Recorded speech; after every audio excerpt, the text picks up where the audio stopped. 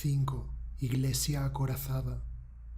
Despertó a la noche entre el dolor y tañido de campanas, un capullo doliente que se abre y sangra. El lejano doblar del campanario fue disolviéndose, transmutando, hasta quedar reducido a un tintineo agudo e irregular de removimiento de cadenas. Como pudo apreciar, éstas se descolgaban de sus muñecas, tan tangibles, pesadas, al tiempo que se revolvían lastimeramente por el suelo. El chico despertaba una vez más, dentro de una pesadilla dentro de otra. Se hallaba en un espacio oscuro, adimensional, reproduciéndose por todo su cuerpo, dado como si constituyese todo el espacio existente, lo llenase, activos focos de daño con reminiscencias al túnel de la paliza masiva.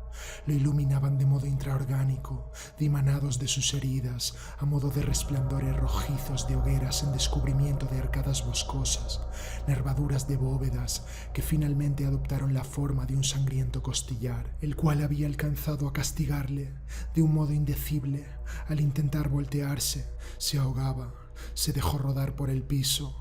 Las cadenas volvieron a tintinear sobre el asfalto. Estaba engrilletado en corto a un anclaje, constató al tirar un mínimo de las esposas, inclinando su cuerpo hacia atrás, surgiendo a la sacudida, de entre la oscuridad, la imagen del cancerbero tricéfalo en repetición del lance de deslumbrantes dentelladas. Gimió. Siguió con las manos la retahíla de eslabones tensados que lo condujeron a la argolla de un pequeño trapecio de hormigón suelto, como esos en los que solían fijarse las sombrillas. Era del todo innecesario. Su molida carne no podía pretender nada más esforzado que cambiar de postura, costándole ya esto horrores. Tras un momento espoleándose con desesperados ánimos, se incorporó de un impulso, consiguiendo postrarse de rodillas.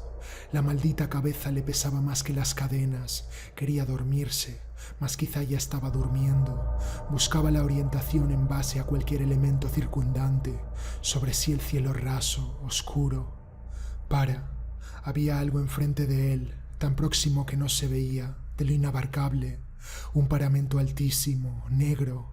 El muchacho yacía a los pies de aquella indefinida forma arquitectónica, colosal, confundida con la espesura nocturna. Lucía como una especie de muralla ruinosa en un medio marino, reposando en la densa sustancia de las tinieblas como un cuerpo inmerso en formol, pulverizándose, disolviendo su mole en partículas volátiles que llenaban el aire. La atmósfera estaba enrarecida, dotada de una extraña carga siniestra. Lo que en otro lugar fuese duda, se convirtió aquí en completa certidumbre. Se hallaba en el mundo de los muertos. El pensamiento abismal de que el infierno existía al cabo y de que se encontraba en él lo hizo prorrumpir en alaridos de desesperación, pese a su extrema debilidad. Rogó por su madre, suplicó por su vida. Ninguna réplica por parte del sepulcral paramento en que se ahogaban sus gritos.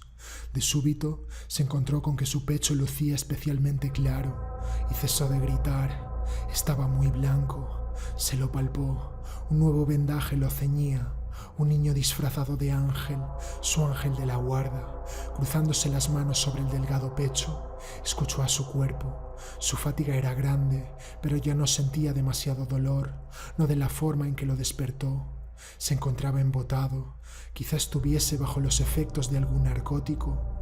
¿Dónde estaba? ¿Estaba soñando? ¿Lo habían abandonado en algún lugar? En estas, algo llamó su atención. A base de forzar su mirada y gradualmente, frente a él y en medio del grueso del indeterminado paramento en tinieblas, consiguió adivinar un agujero, puerta, el nicho de un pórtico ojival. Este venía enmarcado por un gran frontispicio rematado por un hastial, el cual se confundía con el elemento nocturno, develando el edificio como una especie de iglesia antigua. Reconocía de cierta forma aquella donde lo hicieran entrar, escoltado con anterioridad, la ubicada en lo alto de la aldea rural, pero no era la misma, ni aquel parecía el lugar, sino más bien algo paralelo, alternativo, tratándose de algo así como de su reverso. Se sentía inmerso en un sueño muy lúcido, aunque increíblemente fatigado. De golpe se dio cuenta de que seguía viendo la iglesia aun cuando tenía los párpados cerrados. Captaba una poderosa energía oscura procedente de su mole negra, algo que se manifestaba como una pura negatividad.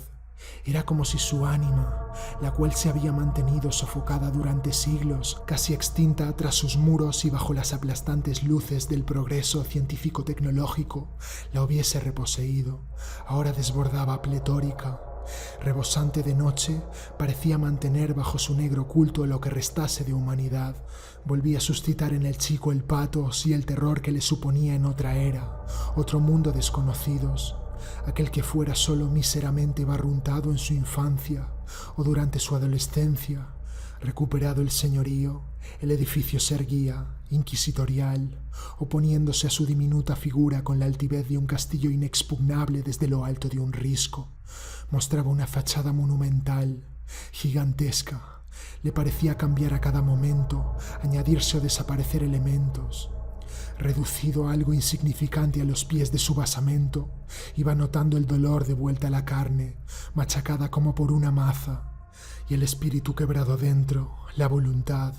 Se encontraba búlico, su fragilidad destrozada había dado lugar a una nueva fragilidad más frágil, que florecía palpitante.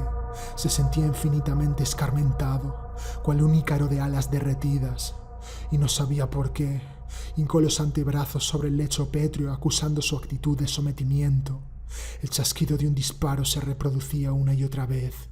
De la iglesia le venía como un soplo seco, abiertas sus puertas a un calvario de contrición para aquel infeliz que había dejado de sentir temor por Dios, esperar castigo de cielo o tierra.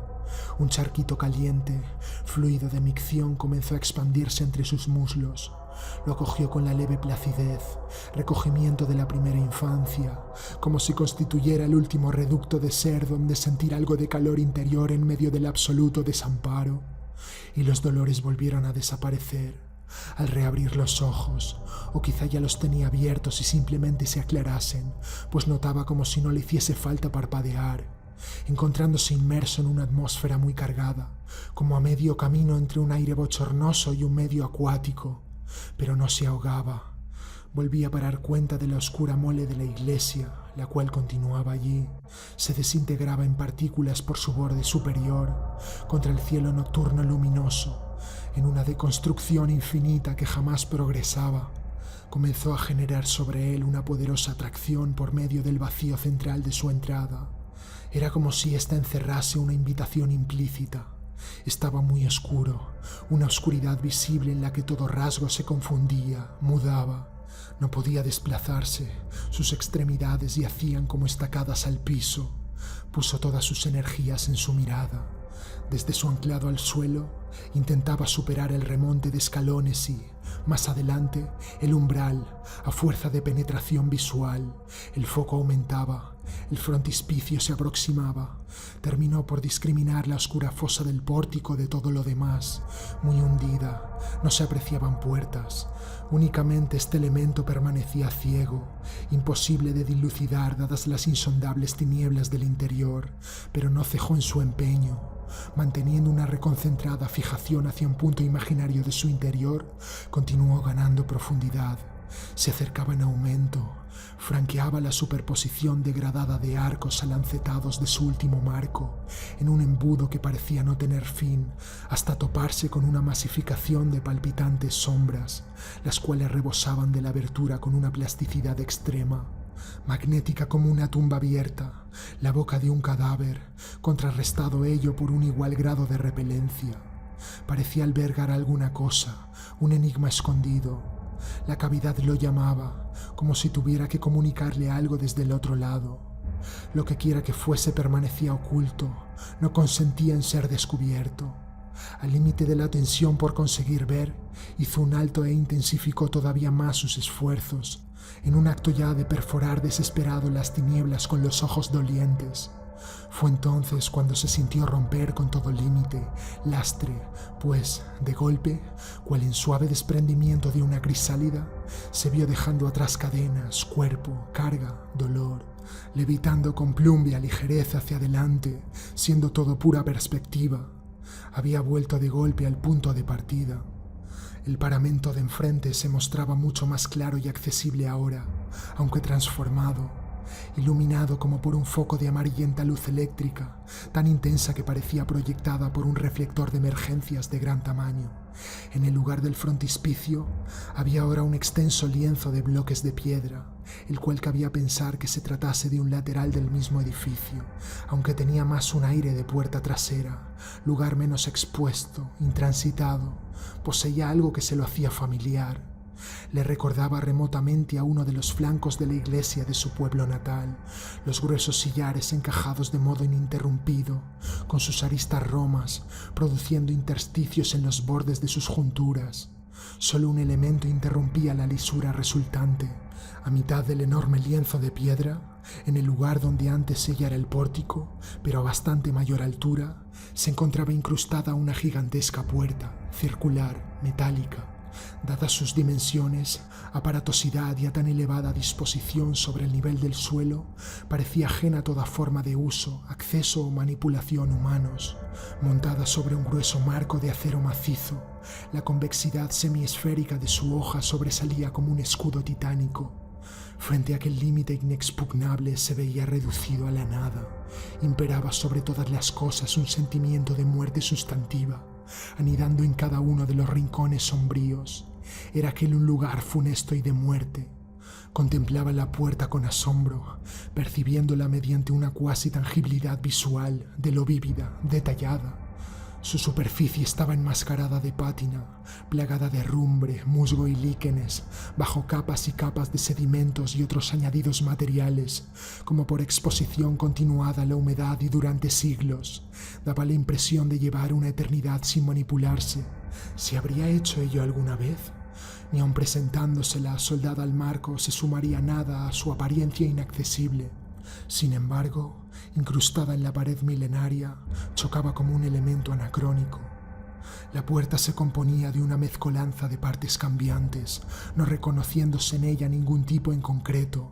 Las semblanzas lo bombardeaban, sin dejarse cazar. Parecía resultar de una amalgama de distintos modelos: submarina, de las hechas para soportar las altas presiones hidrostáticas, o de un gran desagüe, una compuerta de contención, también de aquellas que debieran ser las encargadas de sellar las centrales nucleares en caso de fuga radioactiva. Con la que más encajaba era, quizá, ahora veía, con la de una cámara acorazada de banco, cargada de detalles, espacios por donde era visible el mecanismo, remaches, planchas soldadas en refuerzo del armazón, una especie de volante central. Visibles por el intersticio de su cerradura, entre la hoja y el marco y alrededor de todo el perímetro, asomaban segmentos de pernos de reluciente acero templado. La observación minuciosa, pormenorizada de tales características, no había dejado de alimentar una morbosa expectación por aquello que se encontrase detrás. De golpe, una idea atravesó por su mente y le hizo levantar aún más la cabeza hacia la circular puerta. En el momento en que lo hizo se activó un mecanismo, rumor de múltiples engranajes en revolución, sincronizados entre penetrantes chirridos de oxidación. Al fin sonaron unos contundentes, resonantes golpes, consecutivos, isócronos, con los que desaparecieron dos de los pernos, mas la hoja permaneció firmemente cerrada, mostrando las mellas de su vacío. Su alma en transmigración la dejó de lado, revoloteando como una mariposa, y se puso a seguir el muro de piedra. Al llegar a la esquina dobló, continuando por otro tramo de lienzo, iluminándolo con una luz interior.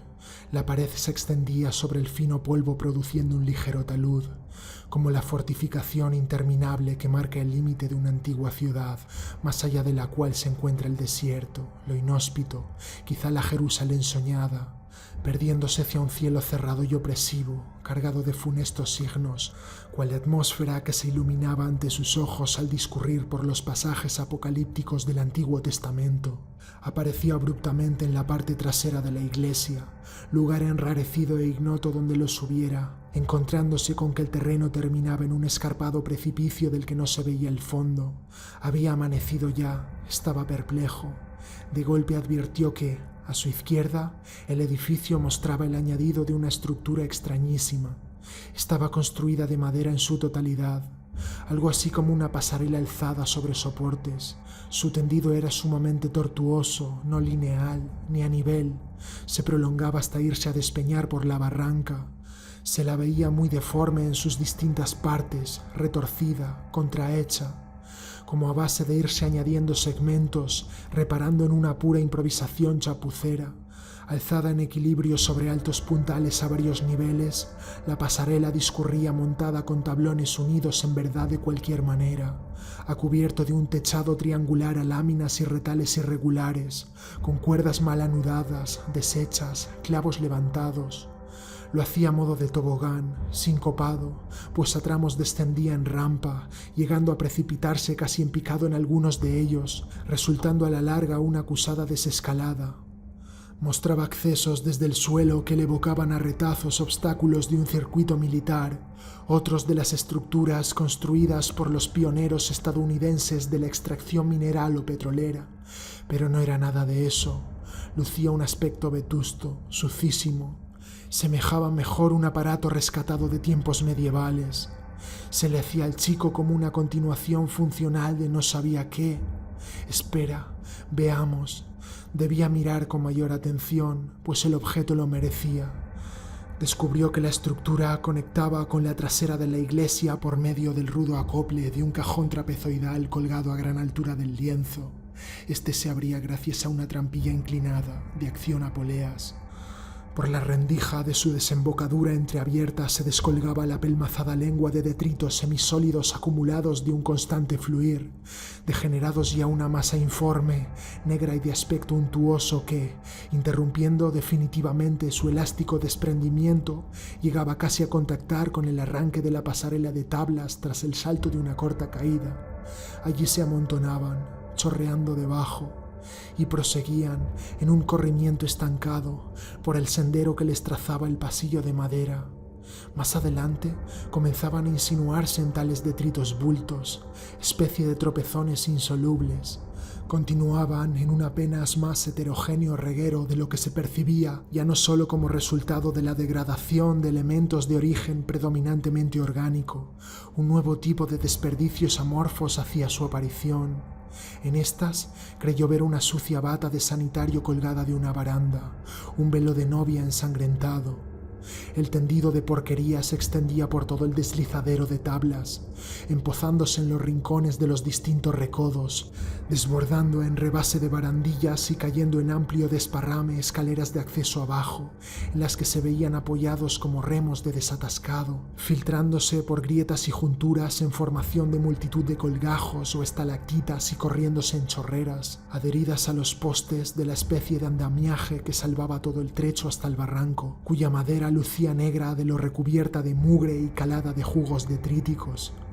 Una plataforma para deshacerse de las inmundicias, terminó por decirse el chico, como en las antiguas abadías, el ano del edificio. Cuantísima cantidad de suciedad y de mierda para provenir de un lugar sagrado. El derrame de desperdicios, ya distinguibles, individualizados en particulares y se prestaba atención al detalle, tales como envases, envoltorios, terminaba en la desembocadura de la rampa al tomar esta tierra. Lo hacía en el borde del precipicio, justo en la muesca limada en la caliza que le daba inicio.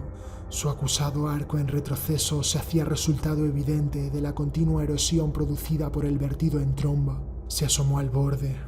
Lejos de desaparecer, la basura continuaba, desechos de toda forma, material y abarcando los distintos grados de corrupción, descendían los escarpados y rocosos niveles del despeñadero, hacia la hondonada del gran cañón que se abría ante sus ojos, primero constreñidos por la garganta de un desfiladero, abriéndose luego a lo largo y ancho en un masivo desparrame, a veces disgregados, en rodeo de las grandes rocas del relieve, bifurcándose.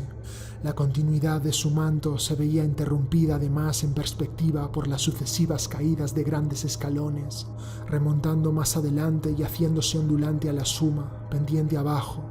Tocaba fondo en el cauce de un río seco o lo que antes hubiese allí, acumulándose tumultuosa, y lo desbordaba, una vez más, en un extenderse ilímite por la llanura, en formación de imponentes túmulos, hacia la lontananza, como polícromas dunas desérticas, asentándose, decolorándose y volviéndose más grises a medida que se alejaban, convirtiendo el paisaje en un inmenso vertedero. Retrajo su vista al borde del barranco, descubriendo una senda dejada entre el descorrimiento por donde bajar. Emprendió el camino. Por los alrededores se amontonaban las muestras de desechos más frescos, recientes. Estos se disponían sueltos y ligeros en sus unidades, colocados en delicado equilibrio unos sobre otros, lejos todavía de asentarse, aplastarse en su retorno a la tierra. Aún con el vivo multicolorido de sus rótulos, brillo de metales y plásticos sin opacar. Pasó frente a un tropel de electrodomésticos obsoletos. Su atención iba fijándose en algunos de los desperdicios escogidos al azar, la fresca monda de una ciruela terminada de comer, un tetrabric dejando escurrir sus últimas gotas de leche sobre una válvula de rueda de bicicleta, un boletín de clasificaciones de escuela, muy deficiente, apuntaba mediante el acrónimo MD, transparentando por un lamparón de grasa con briznas de tabaco adheridas. Tenía su nombre. Seguía el rastro de fotografías de sus padres regadas al tuntún, de boda, compact disc, regueros de céntimos, pañuelos de celulosa arrugados manchados de esperma, un contenedor de papel volcado, derramando páginas desligadas de revistas, varias de pornografía dura de importación.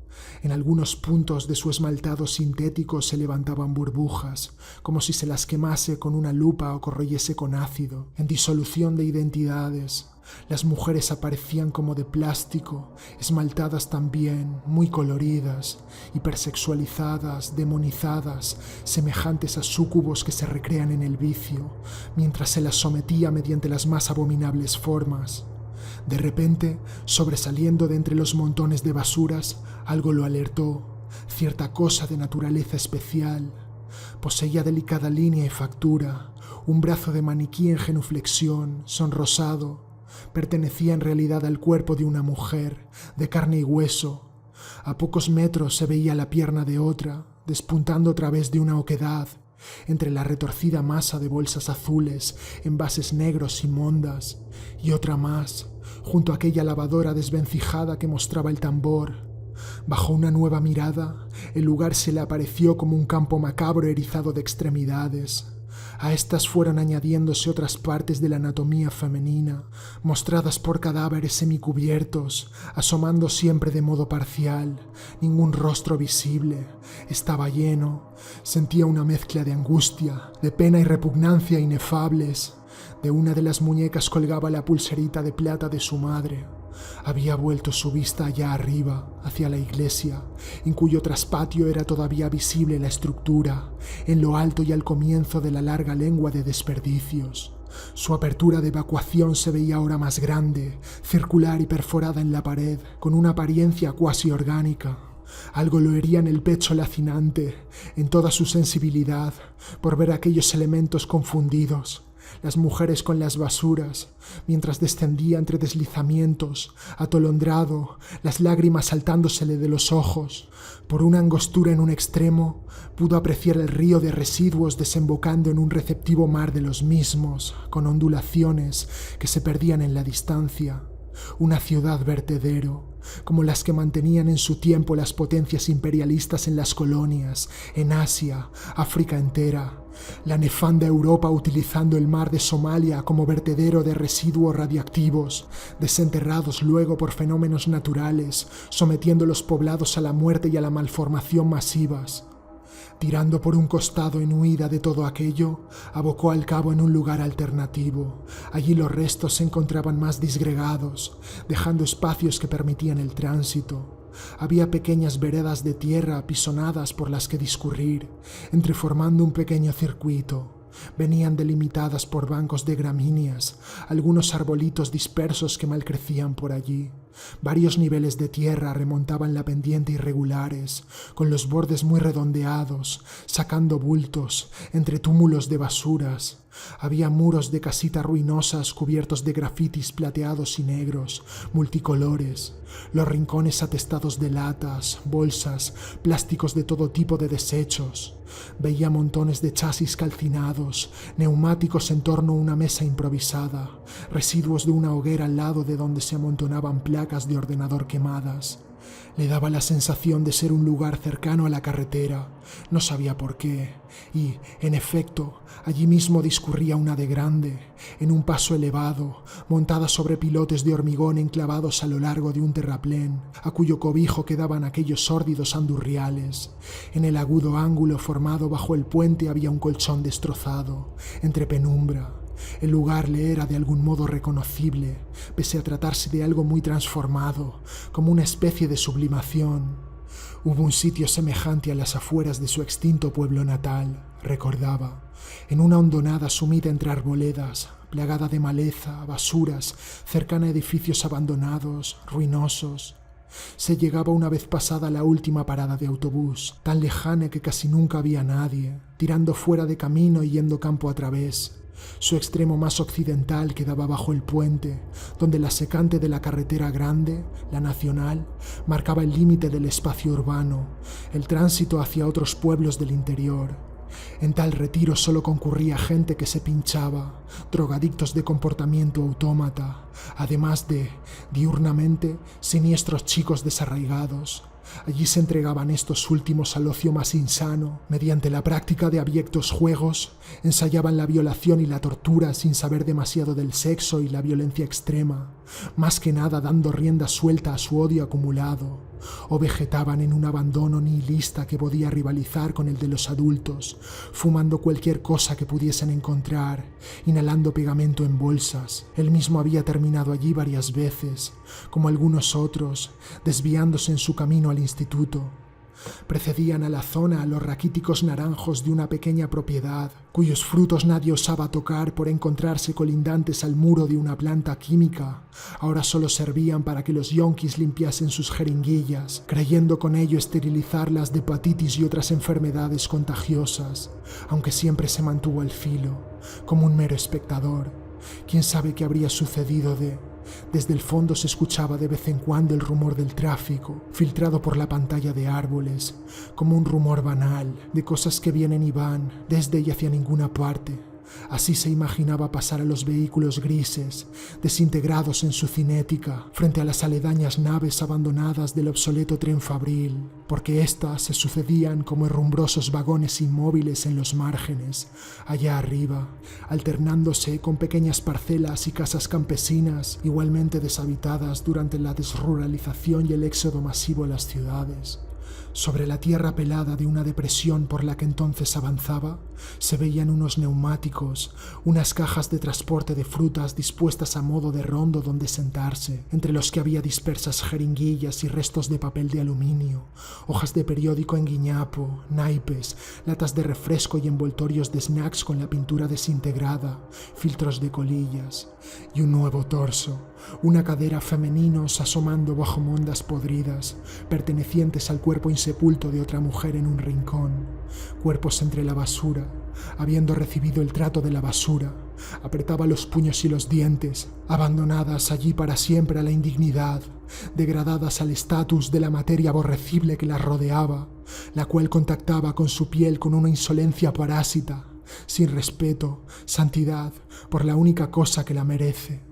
Tras la superposición de tamañas montañas de inmundicia, la iglesia ya no se veía, únicamente la resonancia sorda de los pernos de su puerta acorazada al saltar, que se reprodujeron en su cabeza.